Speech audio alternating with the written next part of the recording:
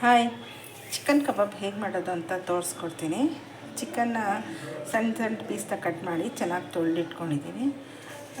ನಂತರ ಫಸ್ಟಿಗೆ ಒಂದು ಚಿಕ್ಕ ಜಾರ್ ತೊಗೊಂಡು ಆ ಜಾರ್ಗೆ ಸ್ವಲ್ಪ ಶುಂಠಿ ಮತ್ತು ಸ್ವಲ್ಪ ಬೆಳ್ಳುಳ್ಳಿ ಹಾಕೋತಾ ಇದ್ದೀನಿ. ಇದು ಮಿಕ್ಸಿ ಮಾಡ್ಕೋಬೇಕು. ಈ ಶುಂಠಿ ಬೆಳ್ಳುಳ್ಳಿ ಪೇಸ್ಟ್ ಮಾಡ್ಕೊಂಡಿದ್ದೀನಲ್ಲ, ಆ ಪೇಸ್ಟ್ ಹಾಕೋತಾ ಇದ್ದೀನಿ.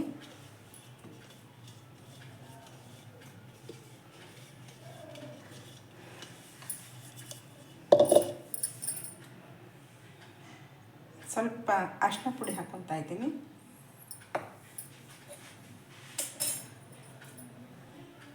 ಇದು ಖಾರದ ಪುಡಿ. ಖಾರ ನಮಗೆ ಎಷ್ಟು ಬೇಕೋ ಅಷ್ಟು ಹಾಕ್ಕೋಬೇಕು. ನಾನು ಸ್ವಲ್ಪ ಅದು ಎಣ್ಣೆಲಿ ಫ್ರೈ ಆಗುತ್ತಲ್ಲ, ಅಷ್ಟೊಂದು ಖಾರ ಆಗೋಲ್ಲ ಅಂಥೇಳಿ ಒಂದು 2.5 ಸ್ಪೂನಷ್ಟು ಖಾರ ಹಾಕ್ಕೊತಾ ಇದ್ದೀನಿ.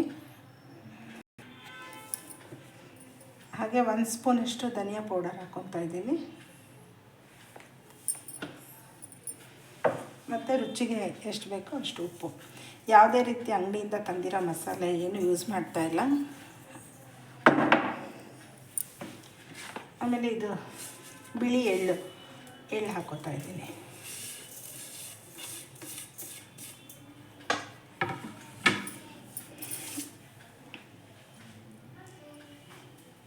ಹಾಗೆ ಇದು ಅಕ್ಕಿ ಹಿಟ್ಟು 3 ಸ್ಪೂನ್ ಅಷ್ಟಿದೆ. ಮತ್ತು ಇದು ಕಾರ್ನ್ಫ್ಲವರು ಅಷ್ಟೇ ಈಕ್ವಲ್ ಕ್ವಾಂಟಿಟಿ ಇರಬೇಕು.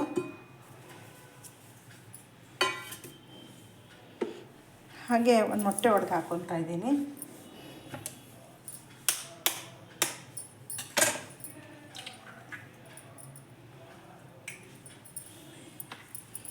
ಈಗ ಕಲಿಸ್ಕೋಬೇಕು. ಇದನ್ನ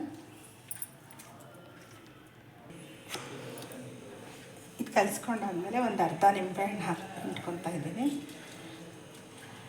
ಇದಾದಮೇಲೆ ಕಲಸಿ ಒಂದು ಅರ್ಧ ಗಂಟೆ ಇಲ್ಲ ಒಂದು 1/4 ಗಂಟೆ ಅದು ಸ್ವಲ್ಪ ನೆನೆಯೋಕ್ಕೆ ಇಡಬೇಕು. ಚೆನ್ನಾಗಾಗುತ್ತೆ ಅಂದರೆ ಉಪ್ಪು ಖಾರ ಎಲ್ಲ ಹಿಡ್ಕೊಳ್ಳುತ್ತೆ.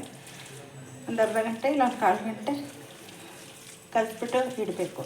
ಯಾವುದೇ ರೀತಿ ಅಂಗಡಿಯಿಂದ ತಂದಿರೋ ಕಬಾಬ್ ಪೌಡ್ರು ಅದು ಇದು ಏನೂ ಹಾಕ್ತಾಯಿಲ್ಲ. ಇಷ್ಟೇ ಮನೇಲಿ ಎಲ್ಲರ ಮನೇಲೂ ಇರೋವಂಥ ಸಿಂಪಲ್ ಥಿಂಗ್ಸೇ ನಾನು ಹೇಳ್ಬಿಟ್ಟೆ ಮಾಡ್ತಾ ಇರೋದು.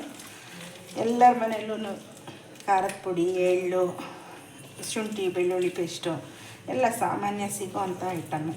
ಅಂಗಡಿಯಿಂದ ತರಬೇಕು, ಅಯ್ಯೋ ಅದಿಲ್ಲ ಇದಿಲ್ಲ ಆ ಥರ ಎಲ್ಲ ಏನೂ ಇಲ್ಲ. ಸಿಂಪಲ್ ಐಟಮ್ ಯೂಸ್ ಮಾಡಿಕೊಂಡೇ ರುಚಿಯಾದ ಕಬಾಬ್ ಮಾಡಿ ತೋರಿಸ್ತೀನಿ. ಇದು ನೆನಿಬೇಕು. ಒಂದು ಅರ್ಧ ಗಂಟೆ ಎತ್ತಿಡೋಣ. ಎಣ್ಣೆ ಕಾಯ್ಕಿಟ್ಕೊಂಡಿದ್ದೀನಿ. ಇದು ಚೆನ್ನಾಗಿ ನೆಂದಿದೆ. ಒಂದು ಅರ್ಧ ಗಂಟೆ ಕಬಾಬ್ ಕಲಸಿಟ್ಕೊಂಡಿದ್ದೀವಲ್ಲ, ಅದು ಒಂದೊಂದೇ ಪೀಸು ಎಣ್ಣೆಗೆ ಹಾಕ್ಕೋಬೇಕು.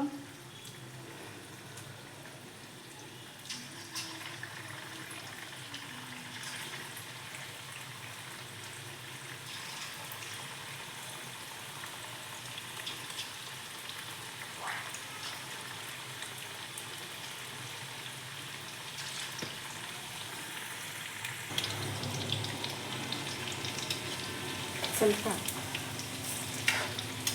ತಿರುಗಿಸ್ಕೊಳ್ಳೋಣ.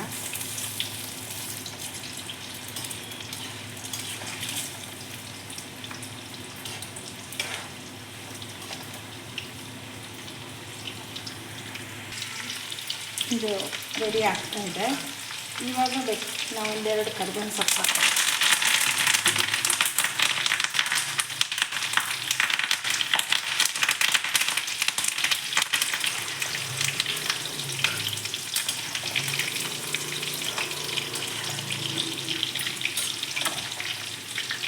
ಇದು ರೆಡಿ ಆಗಿದೆ, ತೆಕ್ಕೊತಾ ಇದ್ದೀನಿ.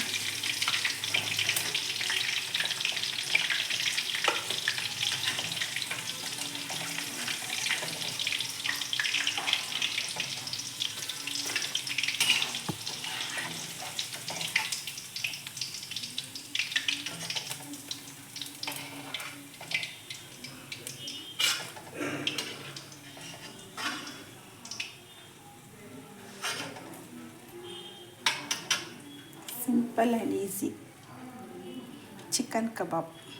Thank you.